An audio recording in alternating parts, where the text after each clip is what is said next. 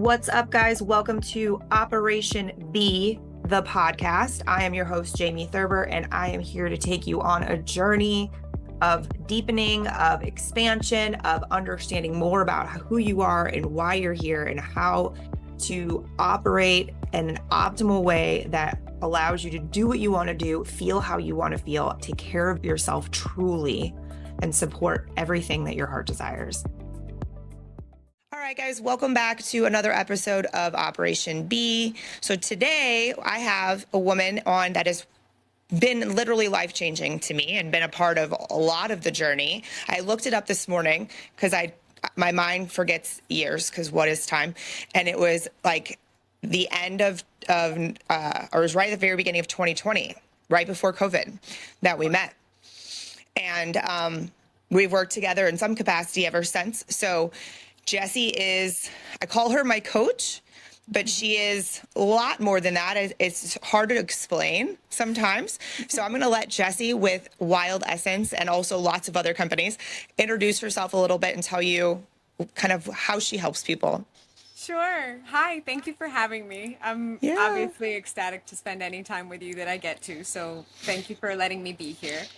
I guess I would describe myself at this chapter of my life as primarily an embodiment mentor, in the sense that I really focus my energy on supporting people and coming home to their body, but also to the body of everything, right? Like to our capacity for relationships, to our relationship to Earth home, so that we can participate in our lives through a lens of actually having a conversation with everything that is, rather than stomping around on top of our world, hoping that it's all going to work out in our favor.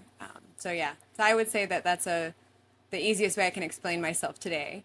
I'm a ritualist. I'm a witch. I'm a magical practitioner. I'm a spiritual individual, mostly earth-based spirituality. So that's like my kind of primary thread, but yeah, that's the best I can do for today. I know. Well, you could just keep going for like the next hour with all of the things. Yoga instructor, like all the stuff. So me and Jessi met by chance, actually. We had followed each other on social media, and then I happened to take a trip with my friend Samantha. And I wasn't going to go with her to her session with you. And you were like, hey, she can come if you want. And so I wound up there, and then it wasn't very long after that I did an apprenticeship with you for how long is that? Like 14 months or something? A year? It's more than a year, because you extended it afterwards. We did a year and then an extra 6 months, I think. Yeah. And so, guys, whenever things really hit the fan with me physically and my health, I knew I was sitting at the house with Tony, and as you guys hear a lot of my stories with this, I'm like sitting in my bed and my body's panicking and I'm freaking out. And we're talking, and I told him, I was like, even if tomorrow the doctors gave me something or all the answers or something that took away every symptom that I had, I knew that after 20 years of dealing with this, everything does this, guys. It all piles on top of each other and it all becomes this big complex thing. And so I told him, I was like, if we're going to do this, I have to hire Jessi, because there's so much more to it than just the physical health aspect. And so I talked to her. I think I sent you like a sobbing voice note that evening, actually.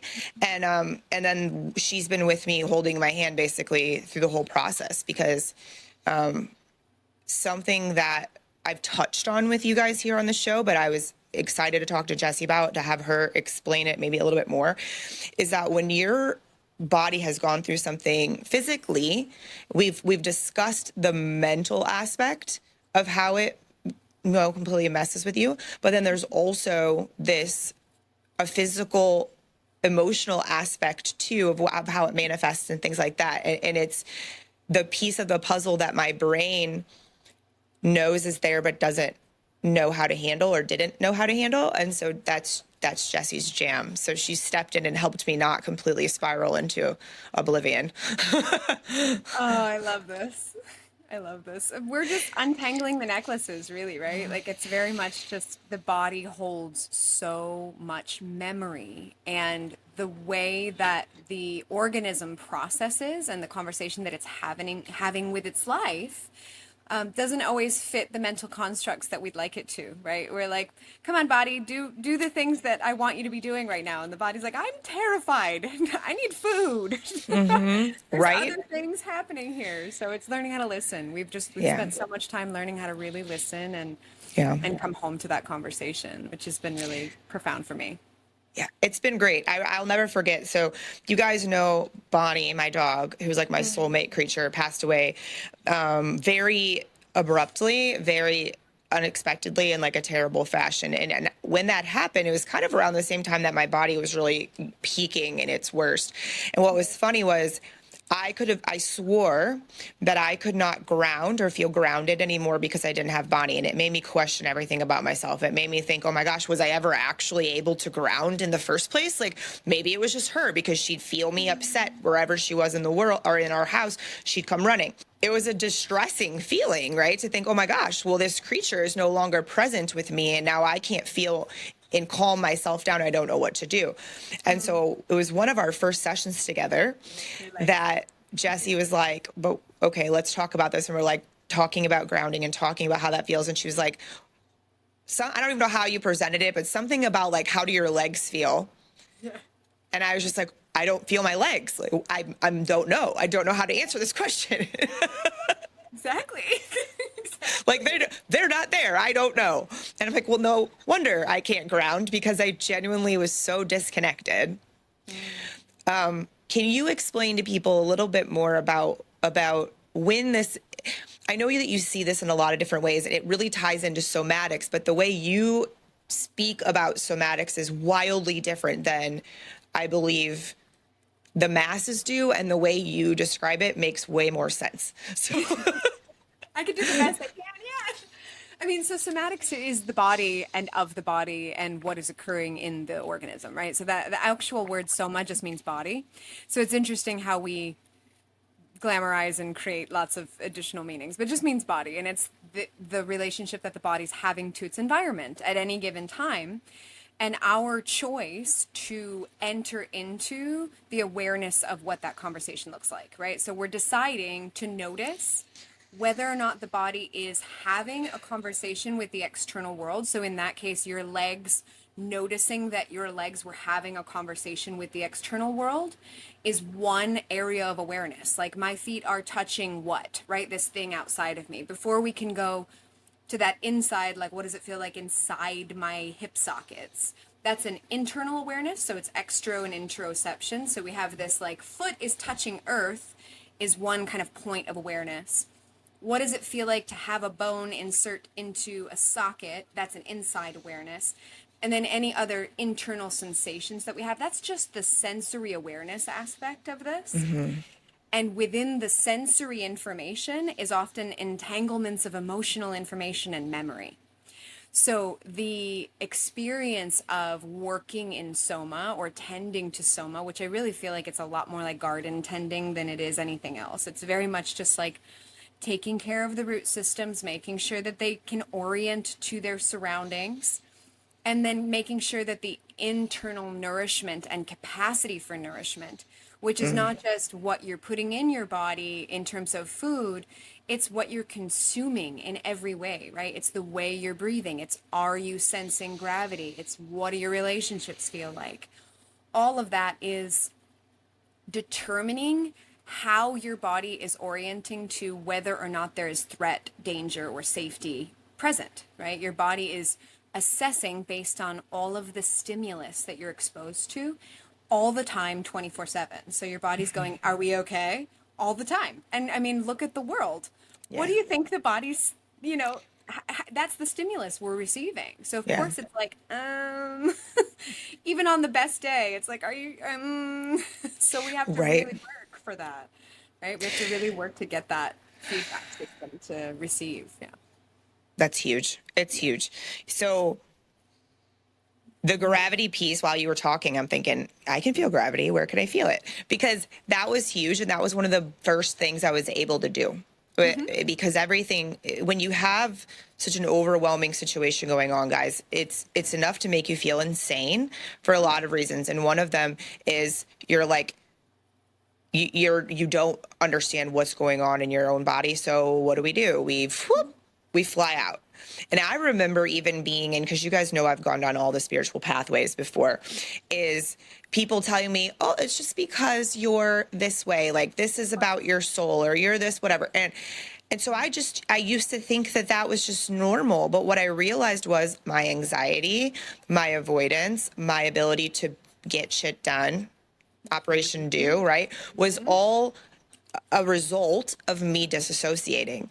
And so learning what that truly meant and how to bring it back. And now I have not perfected this by any means. It's just wildly different. And what I think is cool about this work that we're talking about, just to like let everybody give them a little perspective, is like, don't think of this as something that you can't cultivate for yourself. It reminds me of things like when we're talking about changing mindset, right?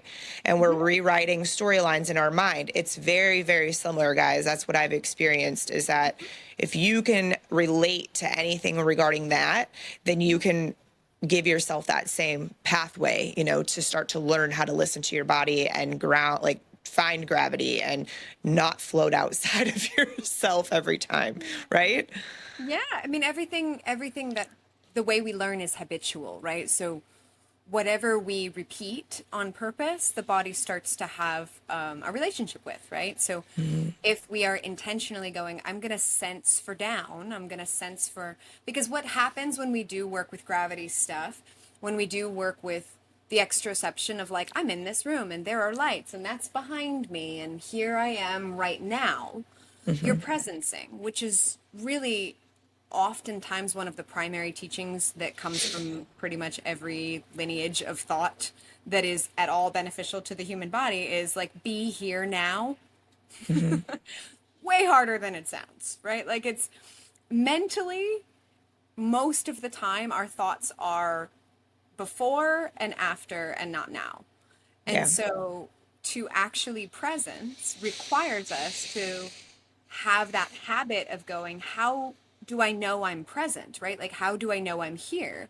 Sensing gravity is a really potent way to check in with like, oh, now I know I'm now because I'm noticing what's happening in this moment, right? So that those external awarenesses are a really profound habitual tool that can be, and we've talked about, like, you can just have like something that when you see it, like if it's sitting on a counter or you put, something somewhere and you're like, whenever I see that, I'm going to do this thing where I notice where down is. I'm going to notice that I'm in this moment. I'm here in this body. But we avoid the present moment because it's hard, right? We avoid what's here because what's here sometimes comes with everything that's ever been here. And that's the backlog that you and I have talked about, where it's like sometimes the emotions that are present in the system, alongside the sensations that are usually tangled up like necklaces, are compounded, as you were mentioning before. So sometimes the anxiety of one moment is actually 20 years of anxiety kind of culminating in that moment. And so one of the potent tools with presencing is we're able to look at the lens of like, how much of this is actually about the right now moment and how much of it is old. And the old stuff needs to be tended to, just like a weird old garage. Like, it has to be tended to. You do eventually have to open all those boxes and decide whether you're keeping them or not, and what's going to the thrift store. Like, you are going to have to do that. But if you can differentiate between, this is the present moment, like irritation I'm experiencing, versus the 20 years of frustration that have led up to why it feels big in the body, sometimes that can help the figure it out parts to be okay with the fact that it's big, right? They're like, oh, well, of course, because it's old, right? So that it makes sense to those parts, and then they tend to spend less of your energy trying to understand why you feel a feeling, and more of your energy can be utilized for actually digesting the stimulus and the information that's presenting in your system. I know, it's mind-boggling, you guys. Like, and the coolest part is I'm not going to have her go down the science route as much, but like this is all science. Very, very science-based, right? So it's not like magical. It is magical, but because our body it's wild. The interpretation or lack thereof, really, the lack of interpretation of what's going on in our own systems. And so the thing that I've learned, I remember realizing, I don't even know how to describe this. It was actually in our first, during apprenticeship, and we were sitting there, we were talking about depth of things and depth of feelings and not needing to understand every single thing, which I am that gal, right? I am an intellect. I want to intellectualize everything, and that's my way of controlling it. And so I remember sitting in Jessi's house and feeling into these different feelings and understanding that I didn't need to know where they originated from. But in that, do you remember when my grandma dream? Yep, I do. So we were just talking, and I don't even know how it came out, but somehow we were talking about, so I have this consistent pain, which has gotten exceptionally better, that lives behind this shoulder blade. So I used to go to the workout route. We go to the doctor. I've had cortisone shots. I've had all the things, right? And eventually we found that there was a little something going on there. But like I got my range of motion back. So the pain that's there is definitely not from those pieces, like the physical piece. So we were talking about this and going and sitting with that. And I had this reoccurring dream my whole life that I could remember. And I never saw the person's face, but like, I'm going to try to keep this brief because I could tell the long version. But I saw the backside like of a little girl, right, in the country, and she was like running through this field, and it was just never was a sad dream, but it was a heavy dream, but I had it all the time, and it was just this very strange sensation. But when we were dealing with pockets of stuff that's tucked away that we're not even aware of is there, what we realized from that was, so my grandmother, my mom's mom, her oldest daughter died around, I think she was like 2. So barely walking, like, trotting around, and they lived in the mountains, and her name is Betty. And so it was Betty. Like it was a grief thing that I had carried because my grandma had 14 children. So she didn't have room to grieve that loss. She didn't have, like, the only photo we have of Betty is in her coffin. So like, my mom never met her because she's the youngest, whatever. But anyway, like to learn about and realize that a grief that occurred in my lineage, because I'll let Jessi explain how women live in women forever or whatever, how that goes. That's what it was. And after we released that emotion, like I cried probably harder than I could have ever imagined. And I've never had the dream again. Epigenetics. Like you can't make that up. No. So explain how that trauma from my grandmother goes through my mom and into me, so other people understand. Well, you were in there. You were in your grandmother's body because you were in your mother's body that was always in. So all the eggs that a woman's ever going to have are in their body from conception. So in the moment that your mother was conceived and she started to develop inside of your grandmother, much of the genetic data that became your body existed inside of your grandmother's body. And so any emotional information that lived in her body, and emotion does live in your biology. Like we know this because they test tears, and depending on the emotion, the chemical construction is different. So like there is biological evidence that emotion is chemical, right? And so any chemical emotion that your grandmother experienced while your mother was inside of her, while you were inside of your mother, you felt. Your body was wired with that information. So the idea that we are separate from our ancestral lineage, like it's not just a philosophical concept. Like you are made of the memories and the experiences of the people that came before you. And it doesn't mean that it's your job to, fix any of that stuff, but you are going to be, I think, presented, and this is more my kind of philosophy. I think you'll be presented with opportunities to close loops and to feel what maybe couldn't be felt because they were too busy doing all the other stuff they were doing, or like you'll get to feel the fullness of being human that they didn't, if you choose that route for your life, right? Like they prayed for the opportunities that we have to experience, to be on a podcast, two women talking about the kind of stuff that we're talking about. That's the kind of world that our great grandmothers couldn't have even fathomed. Yeah. So like, it's that kind of stuff that we get to, in this lifetime, if we choose it, we get to reconcile some of those pieces and say, I'll feel this in my lifetime. Because even opening her door of grief, this is something I find kind of interesting because there's a lot of grief in my community right now. Opening her door of grief in your body, any other grief that was living in your body, whether it be for Bonnie or anything that had recently happened, it'll all run out that same door, because grief just waits for any door that opens. So it could have even, like, from a more maybe sweet spiritual place, that door opening could have been your grandmother's gift to you to move some of your own through that doorway too, whether or not you needed to know which thing it was. If it helped move something that was trying to move through your system, that's all that matters.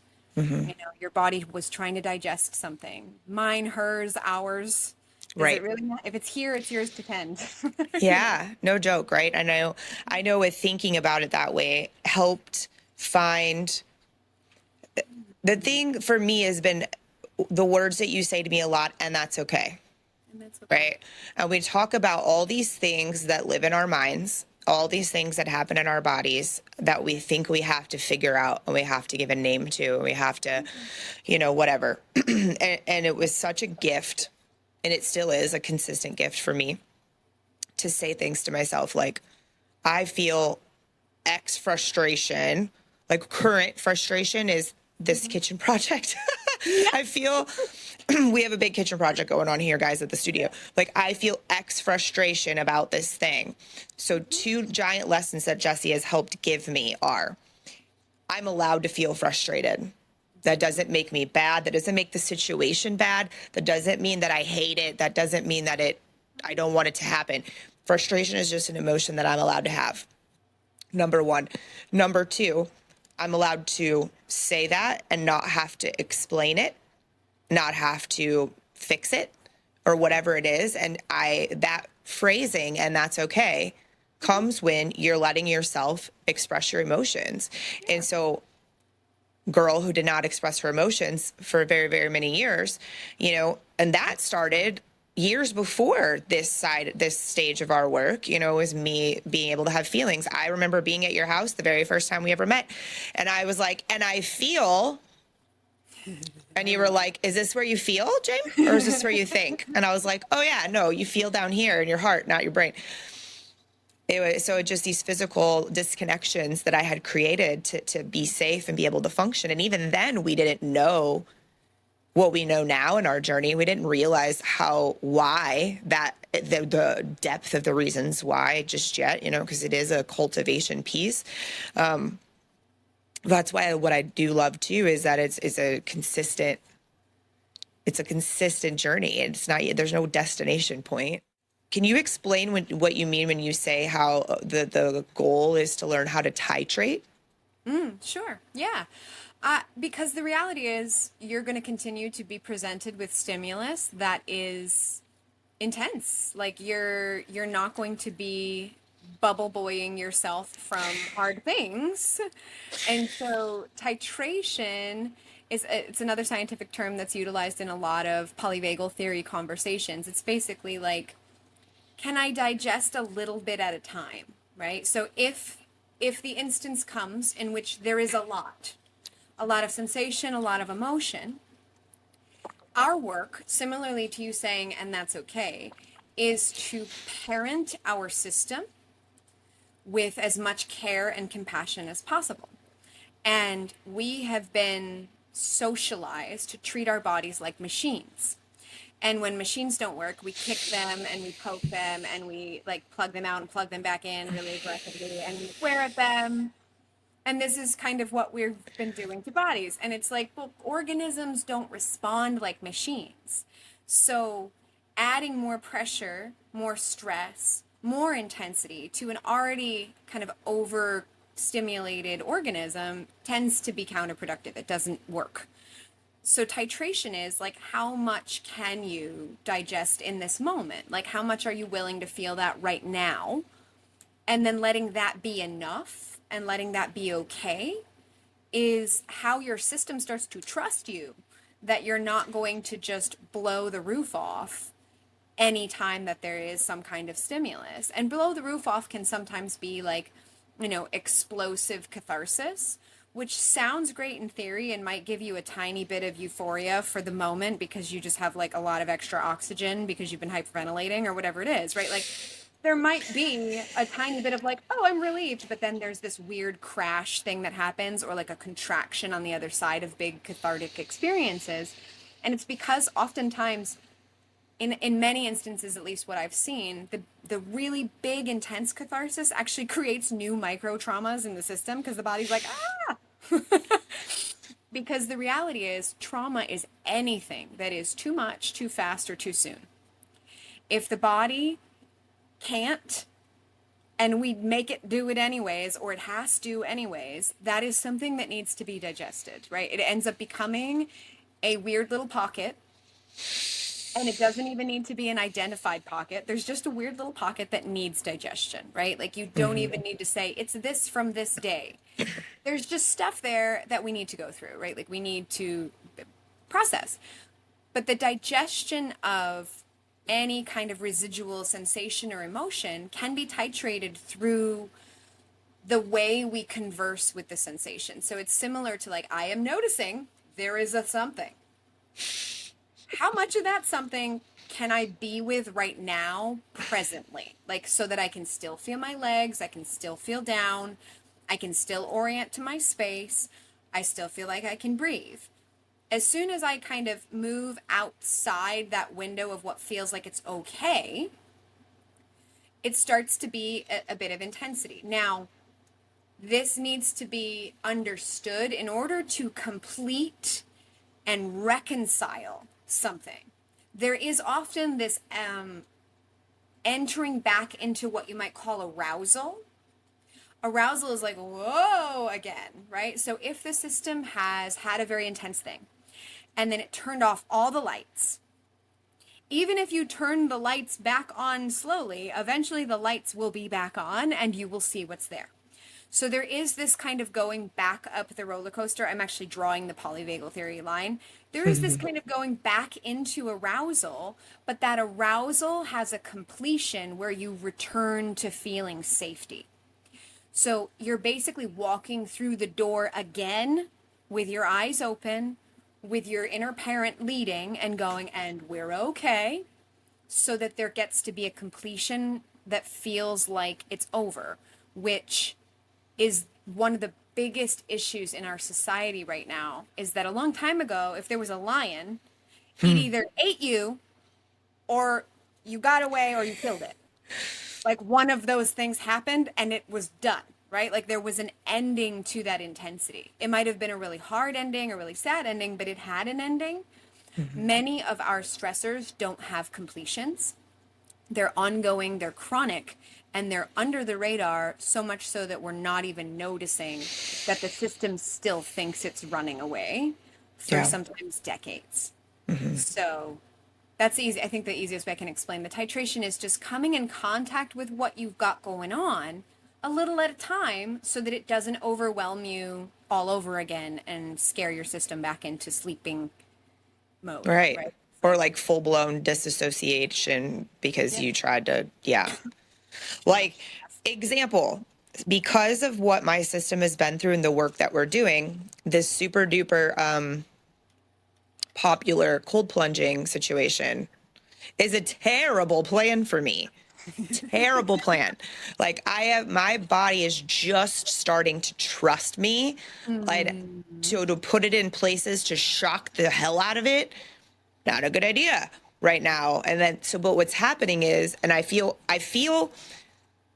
sadness for so many people who aren't able to have the kinds of conversations that we have, because the world is telling you this is so good for your inflammation, this is going to bring down your nervous system, this is going to help, blah blah blah blah blah. And like, that may be true for someone, for many people, sure, but that is not what is true for me. So if I didn't have you and we weren't having these conversations while the world is talking about my functional medicine, for example, is talking about the inflammation in my body, my mind hears cold plunging does this inflammation. And then maybe I try that. And then what I would do instead is put myself back into this cycle of, well, we don't trust you, Jamie. Body doesn't trust Jamie because you keep putting me in these terrible, fearful situations. As you were talking, it made me think this was actually like kind of a perfect segue for another thing I was going to ask is like, yeah. I say this a lot to people in conversation, and I think they often probably, I noticed this morning when I was thinking about our talk today, I was like, I really don't know if anybody ever actually acknowledges what I mean when I say this, because I think they're probably like, what the hell? But about our body in today's world and how it was not designed to eat the same thing every day and have things flashing at it and in our ears and running around and not being in community. And there's all the things about, if you think about cavemen, our ancestry, like what our bodies were designed to do, that is not what we're doing anymore. So it sets us on this like almost impossible feeling path. But people don't know, they're not noticing this, and they don't understand why it's making their lives so much more difficult. It's because we think we've evolved. I think it's funny. Right. Because the organism hasn't, right? Like maybe our mental process has, but the biology of the system has not evolved anywhere near as rapidly as technology has. And we really haven't changed all that much since not very long ago. Sure. So like before artificial lights, even, that was not that long ago. Like evolution takes a long time. So even just having artificial light impacting when our body thinks it's sleepy time, like just something that subtle has impacted women's hormones in atrocious ways, right? Like, so things like this and the individualism to the extent that it has been prioritized in our society over the communal nature that is why we have survived, right? Like the only reason humans are here is because we had each other. If we didn't have each other, we wouldn't be here, right? Like if it wasn't a communal effort, there is absolutely no chance that we would have survived. 100%. So, right. And we know, like neuroscience we know that we are wired for connection. We know that a huge facet of our health is rooted in how our relationships feel. This isn't like a debatable thing. We have seen it and we've known it, and we know it ancestrally. We know it primally, that like we need each other tremendously.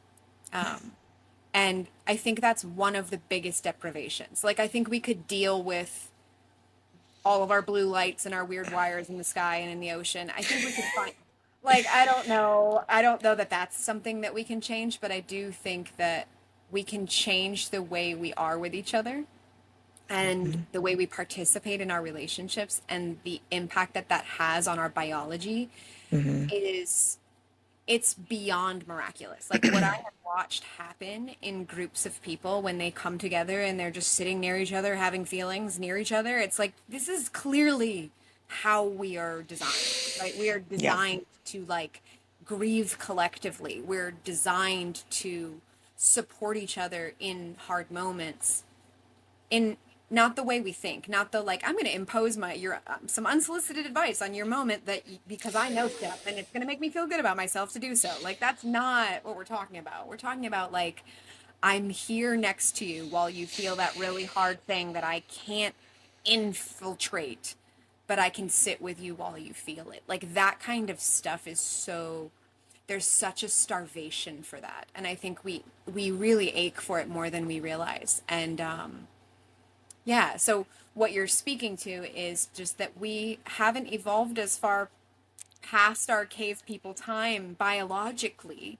And so bodies want to sleep when it's dark and wake up when it's light, but they don't remember that anymore because they can't sense themselves, and they're reading the stimulus the best that they know how, but they're using an old textbook, right? Like they're going by what it always was, which was the sun and the moon and the, you know, the tides and the weather, right? So that's why you feel the weather, you feel the, like your body does feel those things. You just maybe don't notice or are so far removed from nature, your own nature, community, kinship. Like that'll starve a person out of everything we need to thrive, right? Like of everything we need to feel truly alive in our life.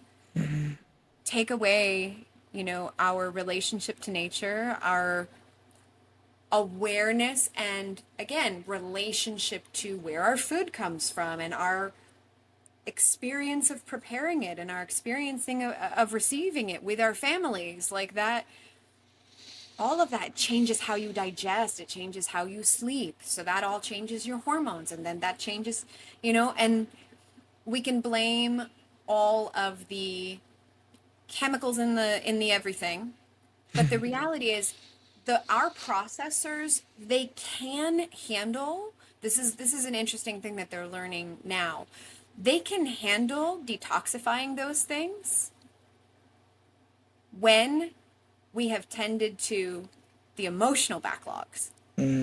When there is a toxin backlog and an emotional backlog, the system is overloaded. Like just, it's too many things to digest. And so if we can tend to the stuff that we can together, I think we have a significantly better shot at a life that feels like it's worth living, from my perspective. It's funny, while you were saying that, my mind thought of something that I was going to share with you on our next call, and I thought, well, I'll just wait. And then my brain's like, nah, let's just throw it out there today. Let's just do it. So, fun fact and TMI, listeners, my body likes to freeze in moments of stress because that's its reaction that it's had. And I'm learning to help that not always be the reaction. As a result, I have this fun thing. My entire 37th year of life has revolved a lot around pooping, or actually the lack of it, more than anything, right? So the constipation, it's just a whole constant, it's a constant piece of my life, right? Well, coming and starting to work at the studio throws me off a little from my normal pattern, right? So I've been working with trying to get my body to understand that it's okay. It's safe. We can do that. So this week on Tuesday, I went to lunch with this gentleman who moved into town, and we had such beautifully great conversation. Went home and went to the bathroom. Of course. Wednesday, lunch with my mother and my cousin. Went home and went to the bathroom. I was like, Peopling. Isn't that interesting? Let me spend a little not work-related time. Like, I'm not Jamie boss lady mode. I'm spending like emotionally calm, simple time, because both of those experiences too, I wasn't worried about how I looked. I wasn't worried about who I was showing up as. I was just myself. I didn't have to prepare anything and come in with my bag full of things for people to do. I was just showing up and being me and my heart wide open, and my body responded in such a beautiful fashion. Yes. And that is a perfect example of what you're saying. So like, as you were saying, I'm like, well, I guess I'm going to tell everybody about my poop, because that's a real life example that just happened of evidence of it is the part. And that's the part that I have the least of as far as in my world, because I did isolate so much. Yeah. And then some of my relationships had become not as healthy for me to be around as much. And so that's one of the things we talk about the most is getting to be in, like Casey, my cousin Casey helps a lot with that because she can be in my space at any time and I don't feel stress with her, you know, so having some of those relationships. But just as a perfect example, TMI guys, sorry about that, but it's just the flipping reality of the thing. But that's really the real life example of everything you just described that happens in our system when we actually let it have those effortless connections with community. You know, where I gave to them in a conversation, they gave to me. We consumed really good food together. We sat, like it was a very easeful situation. And I haven't had space or made space to do that a lot lately, right? So it definitely helped. The other thing, Jess, that I was thinking about when you were describing titrate that I thought would be kind of fun to hear from your perspective is the evolution of Operation Do to Operation Be. Because you watched it happen. You're watching it happen. You're watching me when I'm struggling because it's not happening. Yep. And I remember having that conversation with you of just like, maybe this is what's happening, is that it's not that you stop doing, it's are you being while you're doing? It's like, is the being at the forefront and the doing is what brings you joy, right? And the way you be in your life. And again, like it always comes down to like, what's that conversation like? What's your relationship like to the moment, to your people, to yourself? And that changes the activity itself, right? So we talked about this, like it might not be about how much is on the to-do list, but the quality of your presence as you move through it. And are we doing things out of obligation? Are we doing things out of pressure that we put on ourselves? Are we doing things to be something for someone that we think they expect of us? Or are we really listening to what feels in integrity at the deepest place within ourselves that feels like almost like right relationship? Like you can tell when we're in right relationship with self, with each other, with all those things. And I feel like what I've watched in you is you're always going to be a badass with getting shit done. And that's important. Like we have to get shit done. I'm not saying go just stare at a tree for the rest of your life. That would be lovely. But I think we have other things we want to do too, right? Like we have stuff. I'm very much a person who I get a lot of things done. And if and when at any time it starts to feel like the doing is trumping the being. Yeah. I have to refine in those moments because I'm like, am I able to be present while I do this thing, whatever the thing is? And if not, can I examine that a little bit so that it's your quality of life and your quality of life informs the quality of whatever you do as well. Yeah. Right? So Yeah. there's a potency that is missing when your own life force is missing from the action of doing the thing. So like you might think, or people out there might think, people who like to get lots of shit done, well, it got done, right? Like I checked it off, I did it. But like, were you in it? Because if you can't feel yourself in it, especially if it's any kind of creative work or passion work, Yeah. you might as well not have, I think. Like at that point, it's missing the magic.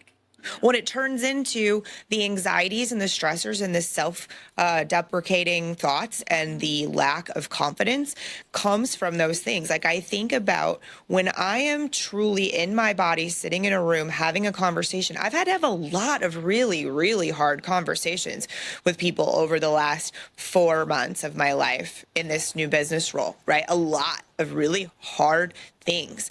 And the cool part is, there's only been maybe like 2 instances where I have questioned myself at all, or I've been like, oh gosh, did I say that right? And what I equate that to is the fact that you can be someone who says and mentally wants to always act from integrity, and that's beautiful.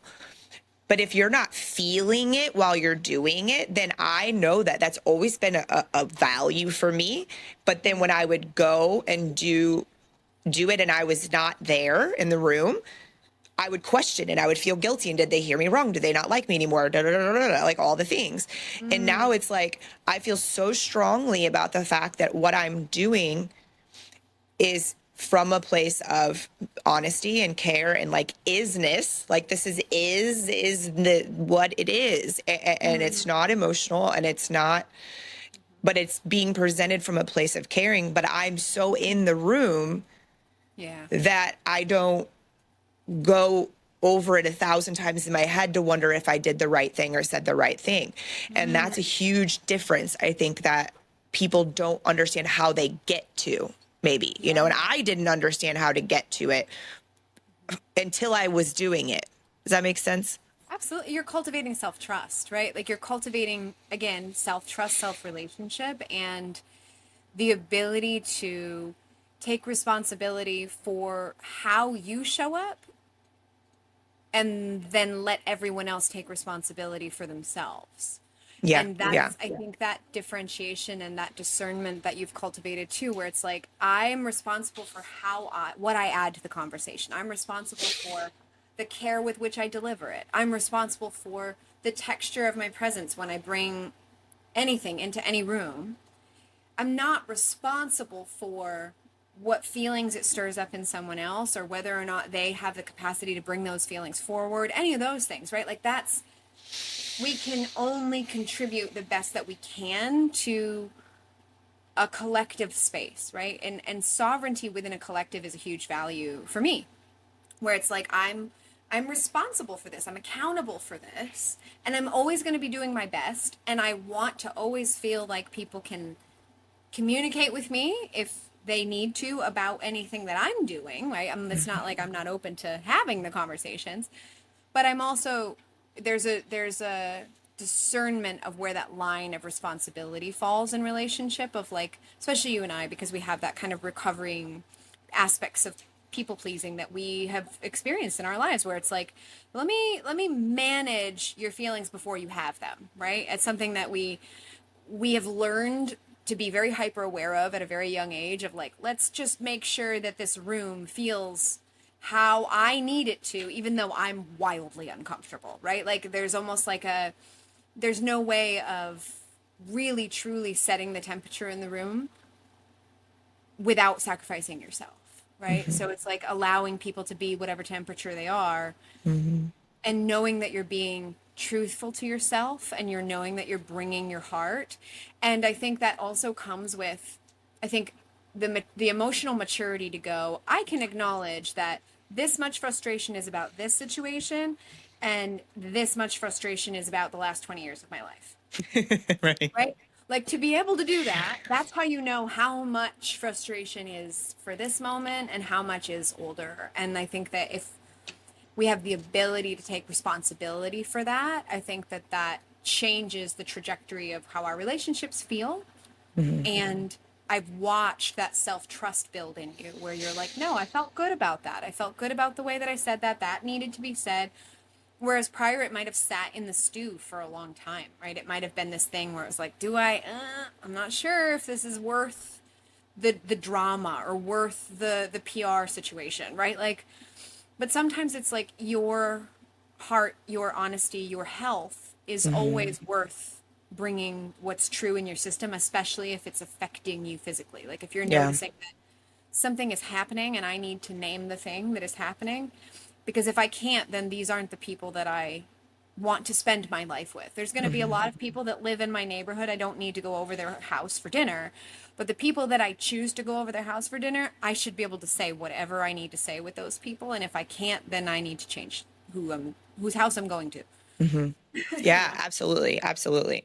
So something I know you're really good at, because you've cultivated this fiercely for yourself, that I would love for you to share is, what are the things that you do regularly, your habits that help you stay in body and stay present? I have a pretty intense skincare routine. So like habitually, like I'm talking about little stuff first, because this is the stuff that starts it, right? Like it's how do you wash your face will tell me everything. Right? This is what I grew up watching my mom do. Like, you're supposed to be careful, right? Like, there's this tenderness and care in presence of how you treat your skin as your largest organ that I think tells me a lot about how bodies are cared for, how much they're prioritized. So I have many small habits that contribute to how I feel. A lot of them have to do with pause. So most of the time, it's how much I'm able to slow down and whether or not I'm willing to pause that helps me to know that I'm in here, right? So pausing before making a decision about what's going in my body, pausing about making a decision about whether or not I want to go somewhere, whether or not I want to do something, being able to look at my schedule and say, is there anything on this that I don't have to and don't want to do?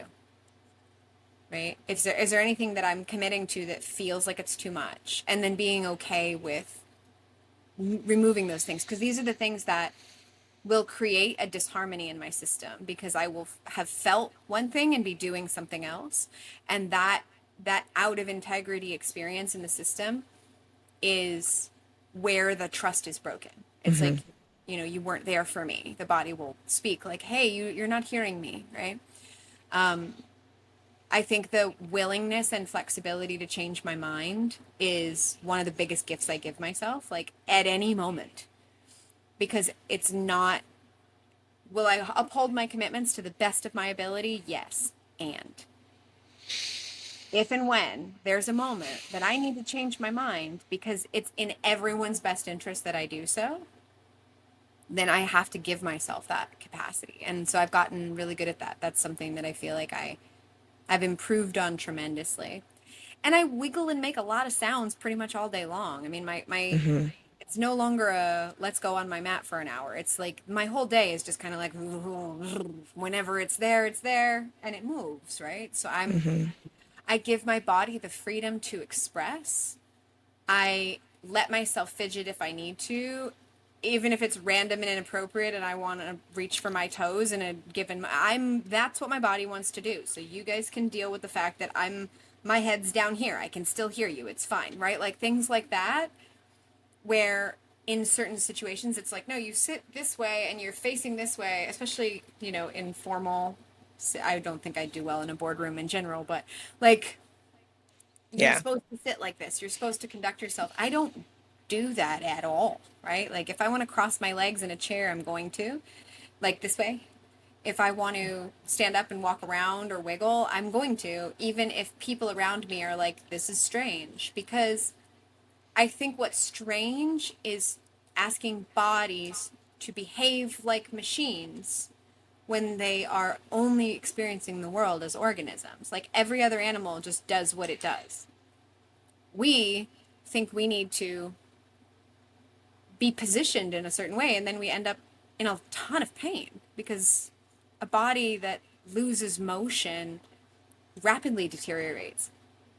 So we have to keep moving. And I think that's another thing. Like I have to keep moving, give myself a lot of really intentional touch.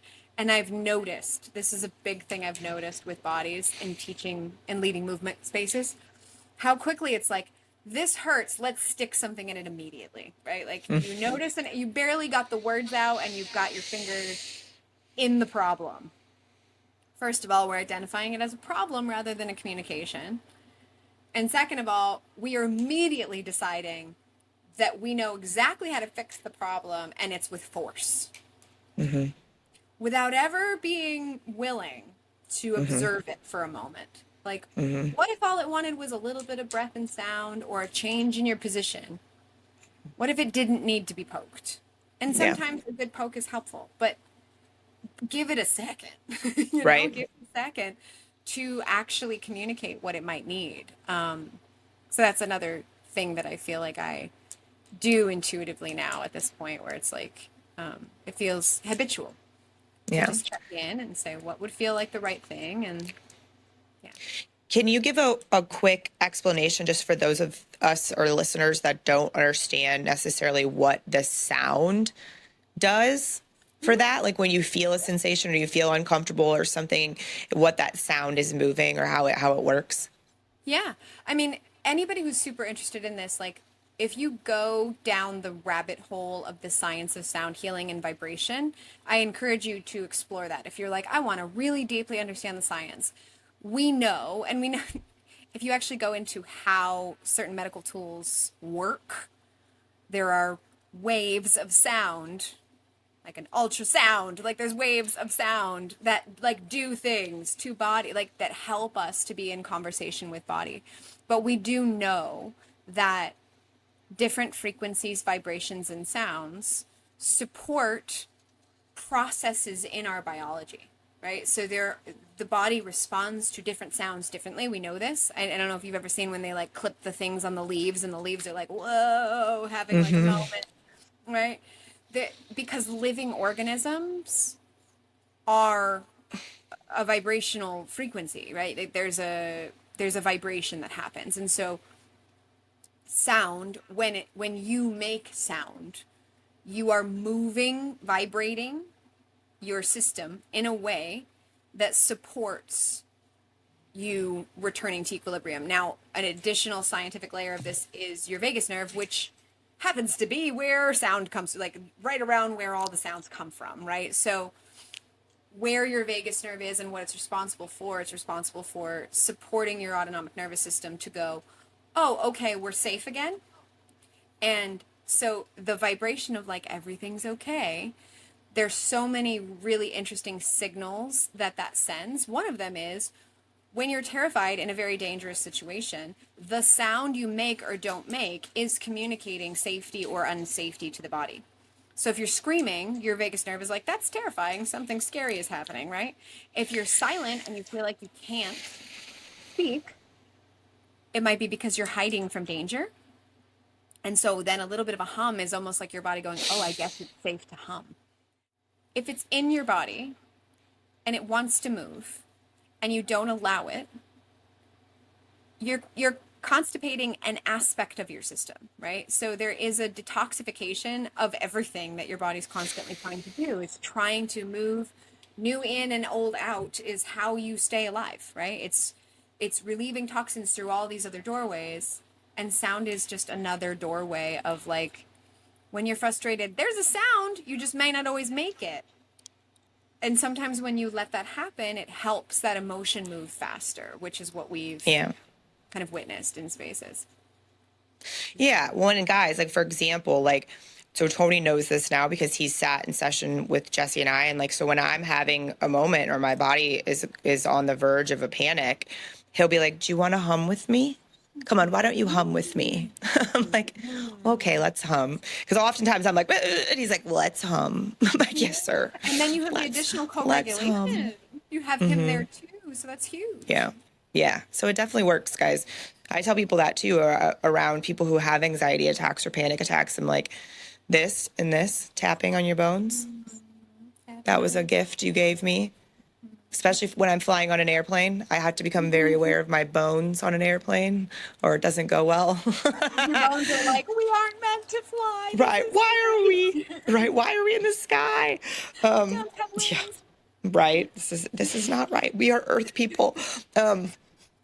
Well, Jess, here's the deal. You and I could talk for hours about 1,000 other things. And so I know that we talked about doing multiple different combo type of conversations, but I think this was a good introduction into something that I think a lot of people don't realize is available to them, that this is the kind of work that's available to really set themselves free, really, from a world and potential illness where like lots of different types of trauma that have happened and are just sitting in you like, yuck. So I would love it if you could tell people what would be the best way for them to support you or find you online right now. Sure. And then we'll link it all below. Okay. Yeah. I mean, Instagram at Jessi Magick, which you can always find me there. The magic has a K and Jessi has just an I. And you can always email me if you're just like, that was interesting, that conversation you had with Jamie. Where might I start with exposure to some of the kinds of experiences? Because the embodiment modality that I've built, I've got some free resources that you could just do at your house and see how it feels and have that experience. And then a lot of what I do, especially in person, in addition to supporting people privately, is a lot of community related stuff. Like we're building a village in Costa Rica, and we host retreats and gatherings where people come together and we be together, right? We make noises, we breathe, we feel, we celebrate, we grieve, we are human together. And I spend a lot of my life cultivating spaces where gets to be possible, because I was really not okay with the fact that it didn't exist in the world. So that's what I pour myself into, really. It's beautiful. I love it. Thank you so much. And I love you. And I'm so grateful that you came today. So as always, guys, if you liked this conversation or found any value from it, please make sure to let us know in the comments and share this over to anybody that you think would benefit from it. If you have not already left a review on one of the audio platforms, please do. That does nothing but help us get the podcast in front of more people.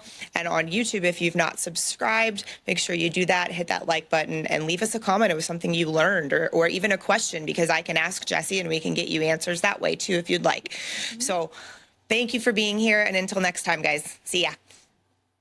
Thank you for listening to Operation B, the podcast. To support this message and to support the show, please make sure that you like, follow, and share the podcast wherever you enjoy listening. And be sure to leave us a review on iTunes. Thank you for being here, and see you next time.